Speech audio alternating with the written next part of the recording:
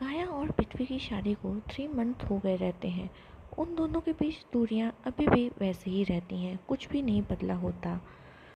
रूही और रोहान अपनी आगे की स्टडी के लिए लंदन चले जाते हैं। सुमन जी भी उनके साथ जाती हैं, कुछ दिन उनके साथ रहने के लिए। इधर परवेश अपने बिजनेस के कामों में बिजी ही रहता है। उसको घर आने का मौका ही नहीं मिलता है। वो हमेशा अपने बिजनेस ट्रिप पे ही होता था। घर में सिर्फ काया और पृथ्वी ही रहते थे। अब पृथ्वी अपने प्यार को एक तरफा प्यार मान के अपने ऑफिस के ही कामों में ज़्यादातर बिजी रहता था। वो ऑफिस के लिए जल्दी निकलता था लेकिन घर लेट आता था। इधर जब वो घर पहुंचता था तो काया उसको बेडरूम में सोई हुई मिलती थी। पृथ्वी ने डिनर किया या नहीं, या फिर वो कैसा फील कर रहा है, कैसा है, क्या प्रॉब्लम है, काया को इससे कोई मतलब नहीं था। पृथ्वी घर आता था, स्टाफ उसको खाना लगा देता था, वो डिनर करके अपने रूम में चला जाता था। रात को काया और पृथ्वी रूम में सोए हुए रहते हैं। तभी काया को अचानक से सेम सपना आ जाता है। काया उठती है और रोने लगती है। उसके रोने की आवाज़ सुन के पृथ्वी भी उठ के बैठ जाता है और फिर से उसको ग्लास का पानी पकड़ाता है। काया पानी पी लेती है। पृथ्वी काया के पास बैठता है और उससे पूछता है, तुम ठीक हो? काया कोई आंसर नहीं करती है और पृथ्वी को इग्नोर करके खुद को ब्लैंकेट से कवर करके फिर से सो जाती है। पृथ्वी एक टक कुछ देर उसको देखता रहता है, फिर वो खुद जाके बेड के साइड में सो जाता है। अगला दिन पृथ्वी डिसाइड करता है कि वो काया के सपने का सच पता लगा के रहेगा। इस चीज़ को पता लगाने के लिए पृथ्वी काया के घर जाता है। दादा दादी और काया की माँ पृथ्वी को देख के बहुत खुश हो जाते हैं। चारों लोग हॉल में बैठते हैं, कुछ देर बातें होती हैं। तभी पृथ्वी तीनों लोग से बोलता है, मुझे आप लोग से कुछ इम्पोर्टेंट बात करनी है। काया की माँ अंदर से डर जाती हैं क्योंकि उनको पता रहता है कि काया और पृथ्वी के बीच कुछ भी नहीं है। तभी वो बोलता है कि मुझे आप लोग से काया के सपने के बारे में बात करनी है। वो काया के सपने के बारे में दादा दादी और उसकी माँ को बताता है। इतना सुन के काया की माँ के आंखों से आंसू रुक ही नहीं रहे थे। दादा दादी ने पृथ्वी को सब कुछ बता दिया था और लास्ट में बोला, काया अभी इस ट्रॉमा से निकल नहीं पाई है। वो बहुत ज़्यादा सदमे से गुजरी है। वो खुद को निकाल ही नहीं पाई इस ट्रॉमा से। उसको लगता है कि जैसे उसके पापा ने उसकी माँ के साथ किया वैसे तुम भी उसके साथ करोगे, इसलिए वो खुद को ज़्यादा तकलीफ़ नहीं पहुंचने देना चाहती। और कुछ देर के बाद पृथ्वी वहाँ से निकल जाता है। पृथ्वी कार ड्राइव कर रहा था। तभी कुछ दूर जाते ही पृथ्वी अचानक से अपनी कार पे ब्रेक लगा देता है और गाड़ी से उतरकर गाड़ी से लग के खड़ा हो जाता है। पृथ्वी खुद से बोलता है, काया तुम इतने दिन से मेरी वजह से इस ट्रॉमा में हो ना। ठीक है, मैं तुम्हें इस अनचाही शादी से और इन अनचाहे रिश्ते से हमेशा के लिए आज़ाद कर दूंगा। मैं तुम्हें कभी भी दुखी नहीं देखना चाहता काया, और मैं नहीं चाहता कि तुम मेरी वजह से इस ट्रॉमा में रहो, इसलिए मैं तुम्हें इस रिश्ते से आज़ाद कर दूंगा। मैं तुम्हें डिवोर्स दे दूंगा। फिर पृथ्वी तुरंत कार अपने घर की तरफ मोड़ लेता है। रास्ते में ही पृथ्वी अपने लॉयर को फ़ोन करता है। हेलो खान अंकल, आप जल्दी से घर आ जाइए, मुझे आपसे कुछ इम्पोर्टेंट बात करनी है। खान अंकल, जी बेटा मैं थोड़ी देर में पहुंचता हूँ। इधर पृथ्वी भी घर पहुंच जाता है और सीधे अपने रूम में जाता है। पृथ्वी देखता है कि काया कबर्ड सेट करती रहती है। वो काया को इग्नोर करके चेंजिंग रूम में जाता है। काया उसको पलट के देखती है, फिर अपने काम में बिजी हो जाती है। वो चेंजिंग रूम से आता है और काया को बोलता है, काया थोड़ी देर में नीचे आओ, मुझे तुमसे इम्पोर्टेंट बात करनी है, और कह के जल्दी से नीचे चला जाता है। काया को हैरानी होती है। फिर वो थोड़ी देर में नीचे जाती है। पृथ्वी नीचे लॉयर से कुछ डिस्कस करते रहता है। तभी काया वहाँ पहुँचती है। पृथ्वी काया से, काया ये खान अंकल हैं, हमारे फैमिली लॉयर। काया, नमस्ते खान अंकल। खान अंकल, नमस्ते बेटा। काया वहीं पृथ्वी के बगल में बैठ जाती है। खान अंकल, आप पेपर वर्क जल्दी से करवाइए, मैं लेट नहीं करना चाहता हूँ। खान अंकल, हाँ बेटा हो जाएगा, मैं 2 दिन में तुम्हें पेपर्स भिजवा दूँगा। काया को कुछ समझ में नहीं आ रहा था। वो बार बार पृथ्वी की तरफ देखे जा रही थी। काया कन्फ्यूज़न से खान अंकल की तरफ देखती है। खान अंकल, कौन से पेपर्स? खान अंकल, जी बेटा डिवोर्स पेपर। आप दोनों ने डिवोर्स फाइल करना चाहते हैं ना? काया कुछ बोल पाती तभी पृथ्वी बीच में बोलता है, अच्छा खान अंकल, आप जल्दी से जल्दी सारे पेपर वर्क करवाइए, मुझे लेट नहीं करना है। खान अंकल दोनों की तरफ देखते हैं और घर से चले जाते हैं। काया चुपचाप सोफे पे ही बैठी रहती है। उसको समझ ही नहीं आ रहा था कि वो क्या बोले तो क्या बोले। तभी पृथ्वी काया से कहता है, काया तुम्हें टेंशन लेने की ज़रूरत नहीं है, तुम्हारी एलिमनी तुम्हें मिल जाया करेगी, मेरी साइड से तुम एकदम फ्री हो। इतना बोल के पृथ्वी वहाँ से उठ जाता है और फ़ोन पे किसी से बात करते करते बाहर गार्डन में चला जाता है। गार्डन में पृथ्वी फ़ोन पे काया के पेरेंट्स से बात करता रहता है। काया की मम्मी से पृथ्वी बोलता है, हेलो आंटी, कल आप दादी और दादू के साथ मेरे घर आ जाइएगा, मुझे आप लोग से कुछ इम्पोर्टेंट डिस्कशन करना है। काया की माँ पृथ्वी से, क्या बात है बेटा, सब ठीक है ना, घर में कुछ हुआ है क्या? नथिंग आंटी, आप बस दादी दादू के साथ कल आ जाइएगा। ओके, अब मैं फ़ोन रखता हूँ। ठीक है बेटा। काया की माँ की आवाज़ में थोड़ी टेंशन रहती है। इधर पृथ्वी फ़ोन रख के अपने बेडरूम में चला जाता है। काया चुपचाप उठती है और किचन की तरफ चली जाती है। वहाँ जाके वो स्टाफ लोग को काम समझाने लगती है। पृथ्वी बेडरूम से चेंज करके डायरेक्ट अपने जिम रूम में चला जाता है। पृथ्वी आज बहुत गुस्से में था। वो अपना सारा गुस्सा अपने पंचिंग बैग पे निकाल रहा था। वो काया के साथ इन 3 महीनों में गुजारा हुआ एक एक वक्त याद कर रहा था। उसको रियलाइज़ हो रहा था कि इन 3 महीनों में सिर्फ उसने काया के दिल में अपनी जगह बनाने की कोशिश ही की है। काया की तरफ से कोई रिस्पॉन्स नहीं था उसको कभी भी। पृथ्वी आज रो रहा था। उसकी आंखों से पसीने के साथ आंसू भी निकल रहे थे, लेकिन उसको देखने वाला कोई नहीं था। तभी रुकता है और एक चेयर पे जाके बैठ जाता है। वो खुद से बोलता है, काश काया तुम मुझे एक मौका देती, मैं तुम्हें इतना प्यार देता कि तुम अपने पापा के दिए हुए धोखे को भी भूल जाती। एक मौका ही तो मांगा था काया मैंने, और कुछ भी नहीं तुमसे। लेकिन शायद एक तरफ़ा प्यार ही होता है। इस रिश्ते को निभाने की कोशिश सिर्फ मैंने की है आज तक काया, इन 3 महीनों में। इतना बोल के पृथ्वी उठता है और सीधे अपने बेडरूम में जाके बाथरूम में चला जाता है। कुछ देर में वो फ्रेश होके निकलता है और अपनी कार स्टार्ट करके बाहर चला जाता है। पृथ्वी रास्ते में ये सोचते हुए जा रहा था, बस काया कुछ दिन और, जैसे तुमने 3 महीने रह लिए ना चाहते हुए भी इस रिश्ते में, वैसे कुछ दिन और रह लो। इसके बाद तुम्हें मुझसे भी छुटकारा मिल जाएगा और अपने ट्रॉमा से भी। मैं कभी नहीं चाहूँगा कि तुम मेरी वजह से ट्रॉमा में रहो। चाहे जो भी हो काया, मैं आज भी तुमसे उतना ही प्यार करता हूँ और तुम्हारी खुशी के लिए मैं तुम्हें डिवोर्स दूँगा। इधर काया अपने बेडरूम में आती है। वो जाके सीधे सोफे पे बैठ जाती है। काया एकदम शॉक रहती है। उसको कुछ भी समझ में नहीं आ रहा था, क्यों करे तो क्या करे। तभी उसकी नज़र अपनी शादी की फ़ोटो पे जाती है, जो कि वॉल पे फ्रेम में लगी हुई थी। ना जाने क्यों काया की आंखों से अचानक से आंसू गिर जाता है। काया शॉक होकर अपनी आंखों से आंसू पोंछती है। काया जाके मिरर के सामने खड़ी हो जाती है। उसकी आंखों से कंटिन्यू आंसू गिरते हैं। तभी काया खुद से बोलती है, मैं तो खुद चाहती थी कि पृथ्वी मुझे डिवोर्स दे दे, फिर आज मुझे इतना अजीब क्यों लग रहा है, इतना बुरा क्यों फील हो रहा है, और ये आंसू आंसू क्यों गिर रहे हैं मेरी आंखों से। इतना बोल के काया बेड पे बैठ जाती है और वॉल पे लगे अपनी शादी के फ़ोटो को कंटिन्यू देखती है। कुछ देर बाद एक स्टाफ आता है और उसका डोर नॉक करता है। तभी उसका ध्यान दरवाजे की तरफ जाता है। काया दरवाज़ा खोलती है सामने से, मैम डिनर रेडी हो गया है, आप आ जाइए नीचे। काया, ओके चलो मैं आती हूँ। काया नीचे जाती है और डिनर करके अपने रूम में आ जाती है।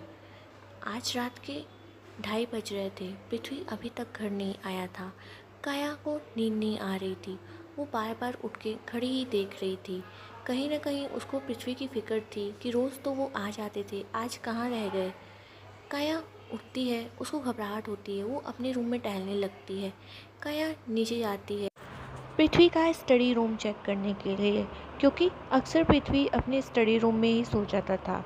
काया चेक करती है, पृथ्वी वहाँ भी नहीं है। अब काया की टेंशन बढ़ रही थी। वो तुरंत लखन को फ़ोन लगाती है, लेकिन इतनी रात को लखन का भी फ़ोन नहीं लग रहा था। काया तुरंत पृथ्वी के स्टडी रूम में जाती है और वहाँ से स्टाफ डिटेल्स की फ़ाइल निकालती है। उसमें से वो लखन का एड्रेस ढूंढती है।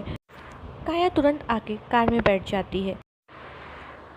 काया ड्राइवर से, प्लीज़ थोड़ा जल्दी चलाइए ना, इम्पोर्टेंट है। थोड़ी देर में काया लखन के घर के सामने रुकती है और लखन के घर का बेल बजाने लगती है। काया कंटिन्यू 3-4 बार बेल बजाती है। तभी लखन की वाइफ दरवाज़ा खोलती है और वो काया को देख के शॉक हो जाती है। काया मैम आप? काया, लखन भैया है क्या? तभी लखन पीछे से आता है। काया बहुत ही सीरियस होके, लखन भैया, पृथ्वी अभी तक घर नहीं आए हैं। मैं आपका फ़ोन कब से ट्राई कर रही थी लेकिन आपका फ़ोन नहीं लग रहा था, इसलिए मैं आपके घर आई। मेरे पास और कोई ऑप्शन नहीं था। आप पृथ्वी के साथ हमेशा होते हैं, इसलिए मुझे लगा आप दोनों साथ हैं। मुझे टेंशन हो रही है लखन भैया। लखन मैम आप टेंशन मत लीजिए, मैं पता करता हूँ। तभी लखन अपने सारे टीम मेंबर को कॉल करता है और सबको तुरंत अपने घर के पास आने के लिए बोलता है। थोड़ी देर में सारे बॉडीगार्ड्स लखन के घर के पास आ जाते हैं। काया उतनी देर तक बाहर ही खड़ी रहती है। तभी लखन की वाइफ बोलती है, मैम आप अंदर आइए ना, आइए बैठिए, टेंशन मत लीजिए, पृथ्वी सर मिल जाएंगे। लखन भी काया को फोर्स करता है। काया उन लोग का दिल रखने के लिए आके लखन के घर में बैठ जाती है। तभी लखन की वाइफ काया के लिए पानी लाती है। मैम पानी तो पी लीजिए। अब काया का मन और घबरा रहा था, उसको अंदर से चैन नहीं था, अंदर से बहुत ज़्यादा वो घबरा रही थी कि पृथ्वी कहीं ठीक तो है ना, उनको कुछ हुआ तो नहीं ना, ये सारी बातें उसके दिमाग में चल रही थी। फिर काया ने एक सिप पानी पिया और ग्लास टेबल पे रख दी। लखन, काया मैम आप बिल्कुल टेंशन मत लीजिए, हम लोग सर की लोकेशन ट्रैक कर रहे हैं। एक्चुअली आज सर ने हम लोग को जल्दी ही घर भेज दिया था, उन्होंने बोला था मुझे कुछ इम्पोर्टेंट काम है इसलिए मैं अकेले कर लूँगा, इसलिए हम लोग जल्दी आ गए थे। आप बिल्कुल टेंशन मत लीजिए, वो किसी काम में बिज़ी होंगे, सर जल्दी घर वापस आ जाएंगे। इतना बोल के लखन अपनी टीम के साथ निकल जाता है। काया अब भी लखन के घर में ही बैठी हुई रहती है। वो कंटिन्यू अपने घर पे फ़ोन करती रहती है अपने स्टाफ से ये पूछने के लिए कि पृथ्वी घर पहुँचे क्या, लेकिन स्टाफ लोग का भी सेम ही आंसर रहता था कि सर अभी तक घर नहीं आया है। लखन अपनी टीम से, जल्दी बॉस का लोकेशन ट्रैक करो एनी हाउ। इधर काया कंटिन्यू लखन को फ़ोन करती जा रही थी पृथ्वी का पता करने के लिए। लखन मैम आप बिल्कुल टेंशन मत लीजिए, जैसे ही मुझे कुछ पता चलता है मैं सबसे पहले आपको कॉल करूँगा। काया मायूसी के साथ फ़ोन रख देती है। 4 घंटे बाद पृथ्वी का लोकेशन ट्रैक होता है। पृथ्वी पुणे में अपने होटल में ही होता है। सारे बॉडीगार्ड्स कुछ ही देर में पृथ्वी के होटल के नीचे खड़े रहते हैं। पर वहाँ के सिक्योरिटी को अपना आईडी कार्ड दिखाते हैं और होटल के अंदर जाते हैं। होटल के अंदर के स्टाफ इतने सारे बॉडीगार्ड्स को देख के शॉक हो जाते हैं। तभी वो बोलते हैं पृथ्वी सर कहाँ हैं? रिसेप्शनिस्ट सर अपने प्राइवेट रूम में है, आप जा सकते हैं, लेकिन एक ही मेंबर अलाउ है। लखन अपने सारे स्टाफ मेंबर को रोक के खुद अकेले उनके रूम में जाता है। लखन रूम में जाता है और एकदम शॉक हो जाता है। लखन देखता है कि पृथ्वी के आसपास सिर्फ शराब की बॉटल्स ही होती हैं और पृथ्वी नशे में होके सोया रहता है। लखन हैरान रहता है क्योंकि उसने आज तक कभी पृथ्वी को ड्रिंक करते हुए नहीं देखा और लखन बहुत अच्छे से जानता था कि पृथ्वी ड्रिंक नहीं करता है, लेकिन ऐसी क्या बात हो गई जो पृथ्वी को ड्रिंक करने पे मजबूर कर दी। लखन पृथ्वी के पास आता है और बोलता है बॉस, बॉस उठिए। पृथ्वी की आंखें खुलती हैं। पृथ्वी अभी हल्के हल्के नशे में होता है। लखन तुम यहाँ? बॉस आप घर नहीं गए हैं कल रात से, काया मैम का फ़ोन आया था, वो परेशान हो रही थी। पृथ्वी हंसते हुए काया और परेशान, इतना बोल के पृथ्वी उठता है और आगे जाने लगता है। तभी पृथ्वी लड़खड़ाता है और लखन उसको पकड़ लेता है। लखन जल्दी से पृथ्वी को सोफे पे बैठाता है और तुरंत काया को फ़ोन करता है। हेलो मैम, बॉस का पता चल गया है, बॉस अपने पुणे के ही होटल में थे, हम उनको लेके आ रहे हैं। पृथ्वी का पता चलने के बाद काया थोड़ी राहत की सांस लेती है और वापस सिंघानिया विला चली जाती है। पृथ्वी ड्राइव करने की कंडीशन में नहीं होता है, इसलिए लखन उसको साइड वाली सीट पे बैठाता है और खुद कार ड्राइव करके वहाँ से निकल जाता है। रास्ते में पृथ्वी लखन से कहता है, बेहोशी की ही हालत में, तुम्हें पता है लखन, मैं काया को डिवोर्स दे रहा हूँ। मेरा प्यार हमेशा से एक तरफा ही था, मैं उसको अब और इस ज़बरदस्ती के रिश्ते में नहीं रखना चाहता। इतना बोल के पृथ्वी अपनी आंखें बंद कर लेता है। थोड़ी देर में पृथ्वी फिर उठता है और बोलता है, I love you so much Kaya, I miss you so much. Lakhan ये सुन के एकदम शॉक हो जाता है कि जिस लड़की के प्यार में सर इतने पागल थे, आज उसको डिवोर्स क्यों दे रहे हैं। लखन को अभी पूरी बातें नहीं पता थी। वो बहुत ही हैरान हो जाता है पृथ्वी के मुँह से डिवोर्स की बात सुन के। 2-3 घंटे बाद पृथ्वी की कार सिंघानिया विला में रुकती है। अब तक पृथ्वी का नशा भी उतर चुका था। पृथ्वी गाड़ी से निकलता है और तुरंत अपने रूम में चला जाता है। पृथ्वी के रूम में एंट्री करते ही काया उठ के खड़ी हो जाती है। पृथ्वी की नज़र काया से मिलती है, लेकिन पृथ्वी इग्नोर कर देती है। पृथ्वी डायरेक्ट बाथरूम में चला जाता है। थोड़ी देर में वो फ्रेश होकर निकलता है और सीधा चेंजिंग रूम में जाता है। काया अब भी रूम में थी। वो महसूस कर पा रही थी कि पृथ्वी उसको इग्नोर कर रहा है। तभी पृथ्वी चेंजिंग रूम से बाहर निकलता है और टेबल से अपना फ़ोन उठा के काया को इग्नोर करते हुए नीचे हॉल में चला जाता है। नीचे हॉल में पृथ्वी फ़ोन पे बात करते हुए, हेलो, आज ऑफ़िस का सारा चीज़ सामान लेना, मैं आज ऑफ़िस नहीं आ रहा हूँ, मुझे इम्पोर्टेंट काम है। सामने से, श्योर सर, नो प्रॉब्लम। पृथ्वी हॉल में ही बैठ जाता है काउच पे और स्टाफ से ब्लैक कॉफ़ी मांगता है। स्टाफ लाके उसको ब्लैक कॉफ़ी देती है। पृथ्वी ब्लैक कॉफ़ी पीते पीते अपना फ़ोन चेक करने लगता है। कुछ देर बाद काया नीचे आती है और सीधे किचन में जाती है।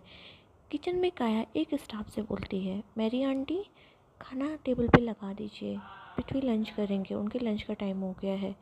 मेरी आंटी, जी बेटा। थोड़ी देर में स्टाफ टेबल पे लंच लगा देती है और पृथ्वी से आके बोलती है, सर खाना रेडी है, आप चल के लंच कर लीजिए। पृथ्वी, थोड़ी देर में पृथ्वी और काया दोनों डाइनिंग टेबल पे बैठे हुए रहते हैं। दोनों आमने सामने ही बैठ के लंच कर रहे थे। पृथ्वी आराम से अपना लंच कर रहा था और फ़ोन चेक किए जा रहा था। इधर काया के गले में एक निवाला नहीं जा रहा था। काया बार बार पृथ्वी को चोर नज़रों से देख रही थी। शायद वो पृथ्वी से पूछना चाहती थी कि कल रात में घर क्यों नहीं आए, लेकिन काया पूछती कैसे। उसने कभी पृथ्वी को इतना हक ही नहीं दिया कि वो सवाल जवाब कर सकें एक दूसरे से। थोड़ी देर बाद पृथ्वी लंच करके डायरेक्ट अपने स्टडी रूम में चला जाता है। इधर काया टेबल पे बैठी ही रहती है। थोड़ी देर में काया भी उठ के सीधे अपने रूम में चली जाती है। पृथ्वी अपने स्टडी रूम में लैपटॉप पे कुछ काम कर रहा था। शाम का वक्त 8 बजे। काया के पेरेंट्स सिंघानिया विला पहुंच जाते हैं। काया अपने पेरेंट्स को देख के एकदम खुश हो जाती है और शौक भी। तभी पृथ्वी भी अपने स्टडी रूम से बाहर निकलता है। दादू दादी और आंटी को देख के वो भी एक हल्की सी स्माइल देता है और सबके पैर छूता है। थोड़ी देर में सब लोग लिविंग एरिया में बैठे होते हैं। काया भी अपनी माँ के साथ बैठी रहती है। थोड़ी देर बातचीत करने के बाद काया की माँ पृथ्वी से बोलती है, पृथ्वी बेटा, तुम्हें कुछ बात करना था ना हम लोग से, कुछ ज़रूरी बात, बोलो क्या बात है बेटा। तभी पृथ्वी बोलता है, आंटी जी, दादी, दादू, मैं आप लोग से क्लियर बात करना चाहता हूँ और वो बात ये है कि मैं काया को डिवोर्स दे रहा हूँ। पृथ्वी के मुँह से डिवोर्स वाली इस बात सुन के दादी, दादू और काया की माँ एकदम शॉक हो जाते हैं। काया एकदम चुपचाप होकर एक कोने में बैठी रहती है। तभी पृथ्वी फिर से बोलता है, दादी, दादू, आंटी जी, मैं काया को इस ज़बरदस्ती के रिश्ते में बांधना नहीं चाहता हूँ। ये एक तरफा रिश्ता निभाते निभाते मैं भी थक गया हूँ। मैं काया की खुशी की वजह बनना चाहता था, ना कि उसके ट्रॉमा और उसके दुख का कारण। मैं ये बिल्कुल बर्दाश्त नहीं कर सकता कि काया के फेस पे उदासी मेरी वजह से हो। और आज हम लोग की शादी को पूरे 3 महीने हो गए हैं, लेकिन मैं कभी भी काया को हंसते हुए या मुस्कुराते हुए नहीं देखा। मुझे अब जाके रियलाइज़ हुआ कि मैं कितनी बड़ी गलती कर दिया हूँ। अब मैं उस गलती को सुधारना चाहता हूँ। इतना बोल के पृथ्वी उठ जाता है। सारे लोग पृथ्वी का मुंह देखते रहते हैं। पृथ्वी जाते जाते फिर रुकता है और बैठता है और बोलता है दादी, दादू और काया की माँ से, आप लोग बिल्कुल टेंशन मत लीजिए, काया आज भी उतनी ही पवित्र है। हमारे बीच कभी कुछ भी नहीं था आंटी। वो अब उसको पूरा हक है अपने पसंद का जीवन साथी चुनने का और ये हक मैं उसको खुद दे रहा हूँ। पृथ्वी अपने आंसुओं को अपनी आंखों में छुपाते हुए फिर बोलता है, दादू मैं पता नहीं क्या सोच रहा था, मुझे लगा कि काया से एक बार मेरी शादी हो जाएगी तो मैं अपने प्यार से उसका दिल जीत लूँगा, लेकिन शायद मैं गलत था। ज़बरदस्ती किसी से प्यार करवाया नहीं जा सकता। दादी दादू, एक बात और कहना चाहता हूँ। शादी से पहले मैं काया से मिला था एक दिन। मैं काया से पूछा भी था, काया क्या तुम ये शादी ज़बरदस्ती कर रही हो? काया का कोई आंसर नहीं था और शादी इतनी जल्दबाजी में हुई कि काया से मैं दोबारा मिल भी नहीं पाया। काया ने कभी मुझे कुछ बताया ही नहीं। अब मैं खुद को गलत और कसूरवार मानता हूँ कि मैंने ज़बरदस्ती काया को इस रिश्ते में बांधा है और ज़बरदस्ती उससे शादी की है। अब मैं उसको इस रिश्ते से आज़ाद कर रहा हूँ और प्लीज़ आप लोग भी काया से कोई भी खटास मत रखिएगा, वो बहुत अच्छी है। इतना बोल के पृथ्वी घर से बाहर चला जाता है और जाके गार्डन में टहलने लगता है। इधर काया के पेरेंट्स पृथ्वी को जाता हुआ ही देखते हैं। कुछ देर रूम में शांति ही रहती है, कोई एक दूसरे से कुछ भी नहीं बोल रहा था। दादू दादी के फेस पे टेंशन साफ पता। तभी काया की माँ उठती हैं और काया का हाथ पकड़ के गुस्से में उसके रूम तक ले जाती हैं। रूम में ले जाने के बाद काया की माँ काया को एक जोरदार थप्पड़ मारती हैं। काया एकदम शॉक होके खड़ी रहती है। काया की माँ, तुम्हारा दिमाग खराब हो गया है काया, क्या करने जा रही हो तुम अपने बाप का बदला पृथ्वी से ले रही हो जिसका उस चीज़ से कुछ नाता ही नहीं है। तुम चाहती क्या हो काया? अपने हाथ से तुम अपना ज़िंदगी बर्बाद कर रही हो, अपना घर बर्बाद कर रही हो। तुम सुनना चाहती हो ना तुम्हारे बाप ने क्या किया है? तो सुनो, तुम अपने बाप के प्यार की निशानी नहीं, उसके हवस की निशानी हो। काया एकदम शॉक हो जाती है। तुम्हारा बाप मुझसे प्यार नहीं करता था, लेकिन अपने मतलब से वो हमेशा मेरे साथ आके ज़बरदस्ती करता था। वो तो तुम्हें इस दुनिया में लाना भी नहीं चाहता था। मेरी देन है कि तुम इस दुनिया में हो काया, समझी? आज मैं ज़िंदगी में पहली बार पछता रही हूँ कि मैं तुम्हें दुनिया में क्यों लाई। तुम्हें मार ही देती मैं अपनी कोख में, ये दिन तो मुझे नहीं देखना पड़ता। तुम आज तक पवित्र हो, इससे बड़ा सबूत पृथ्वी के प्यार का कुछ भी नहीं हो सकता, समझी तुम? इतना बोल के काया की माँ रोते हुए नीचे चली जाती हैं और दादा दादी के साथ वापस घर चली जाती हैं। दादा दादी भी काया से कुछ भी बात करना ज़रूरी नहीं समझते। इधर काया अपने रूम में बैठ के बस रोए जा रही थी। उसको कुछ रोने के अलावा समझ ही नहीं आ रहा था। आज काया और पृथ्वी अलग अलग रूम में सो रहे थे। काया की आंखों में नींद नहीं थी, सिर्फ आंसू थे और उधर पृथ्वी भी रूम में सिर्फ जाग रहा था और चांद की तरफ देख रहा था। दोनों की रातें सिर्फ जागते हुए ही बीती थी। अगले दिन सुबह 8 बजे काया का डोर नॉक होता है। सामने पृथ्वी खड़ा था। पृथ्वी काया की तरफ बिना देखे बोलता है, काया जल्दी से रेडी हो जाओ, हमें आज कोर्ट जाना है, खान अंकल ने पेपर सबमिट करवा दिए हैं। काया ये सुनती है और कोई रिएक्ट नहीं करती है। पृथ्वी भी उसको बिना देखे वापस नीचे चला जाता है। थोड़ी देर में काया रेडी होकर नीचे आती है और दोनों कोर्ट के लिए निकल जाते हैं। रास्ते में काया और पृथ्वी के बीच कोई बात नहीं होती है। आज पृथ्वी काया की तरफ देख भी नहीं रहा था, वो बस गाड़ी चलाने पे कंसंट्रेट कर रहा था। थोड़ी देर में दोनों कोर्ट पहुंच जाते हैं। काया एकदम शॉक हो जाती है क्योंकि वो देखती है कि वहाँ उसके पेरेंट्स पहले से ही मौजूद होते हैं। पृथ्वी कोई रिएक्ट नहीं करता है। रजिस्ट्रेशन रूम में जाते वक्त पृथ्वी अपनी आंखों में हल्की सी नमी महसूस करता है। वो तुरंत अपनी गॉगल्स पहन लेता है। थोड़े ही टाइम में दोनों लॉयर के सामने बैठे हुए रहते हैं। काया बिल्कुल गौर से डिवोर्स पेपर को देख रही थी। वहीं पृथ्वी एक गहरी सांस लेता है, तुरंत पेन उठाता है और डिवोर्स पेपर पे साइन करके तुरंत बाहर की तरफ चला जाता है। काया उसको जाते हुए देखती रहती है, उसकी आंखों से सिर्फ आंसू निकलते रहते हैं। पृथ्वी बाहर आता है और काया के पेरेंट्स के सामने हाथ जोड़ के वहाँ से निकल जाता है। काया के पेरेंट्स इससे पहले पृथ्वी से कुछ बोल पाते तब तक पृथ्वी बाहर चला गया रहता है। इधर काया कुछ देर तक बैठी रहती है। सामने से लॉयर, मैम कोर्ट का टाइम ख़त्म हो रहा है, आप प्लीज़ जल्दी से साइन करिए। काया कुछ सोच रही रहती है, तभी वो झटके से उठती है और डिवोर्स पेपर फाड़ती है और भागते हुए कोर्ट रूम से बाहर निकलती है। वो पृथ्वी को ढूंढ रही रहती है, उसकी आंख में आंसू रहते हैं। काया को ऐसे दौड़ता हुआ देख के उसके पेरेंट्स भी परेशान हो जाते हैं। तभी काया दौड़ते दौड़ते पार्किंग एरिया में पहुंचती है। आज काया की आंखें पृथ्वी को ऐसे ढूंढ रही थीं जैसे काया की कोई कीमती चीज़ उससे खो गई हो, उससे दूर जा रही हो। काया चारों तरफ देखती है, पृथ्वी उसे नहीं मिलता है। तभी थोड़ी दूर जाके देखती है तो पृथ्वी की हल्की सी झलक पाती है।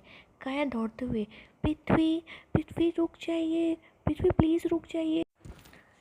ट्रैफिक की वजह से पृथ्वी तक काया की आवाज़ नहीं पहुंच पा रही थी। तभी काया थोड़ा और तेज़ दौड़ती है और आखिरकार वो पृथ्वी के पास पहुंच ही जाती है। काया तुरंत पृथ्वी को अपनी बाहों में ले लेती है और ज़ोर ज़ोर से रोने लगती है। पृथ्वी प्लीज़ मुझे माफ़ कर दीजिए। पृथ्वी प्लीज़ प्लीज़, आपकी काया से बहुत बड़ी गलती हो गई। पृथ्वी प्लीज़ मुझे माफ़ कर दीजिए। I am so sorry. मैं पता नहीं क्या सोच रही थी। I am so sorry. Prithvi please मुझे माफ़ कर दीजिए। आई लव यू सो मच। मैं आपके बिना नहीं रह सकती हूँ। प्लीज़ मेरी नादानी समझ के मुझे माफ़ कर दीजिए। प्लीज़ पृथ्वी, प्लीज़ मेरी नादानी का इतना बड़ा सज़ा मुझे मत दीजिए। प्लीज़ मुझे माफ़ कर दीजिए पृथ्वी, प्लीज़। पृथ्वी एकदम सीधे होके खड़ा रहता है। पृथ्वी हैरान रहता है कि काया उसको इस तरह हक करके रो रही है। काया बहुत ज़्यादा ही रो रही होती है। पृथ्वी कुछ कहना चाहता है काया से, तभी एक गनशॉट की आवाज़ होती है। चारों तरफ भगदड़ मच जाती है। इससे पहले काया को समझ पाती, पृथ्वी सीधे ज़मीन पर गिर जाता है। काया एकदम शॉक होकर पृथ्वी को ही देखती है। वो पृथ्वी के पास बैठ के ज़ोर ज़ोर से चिल्लाने लगती है।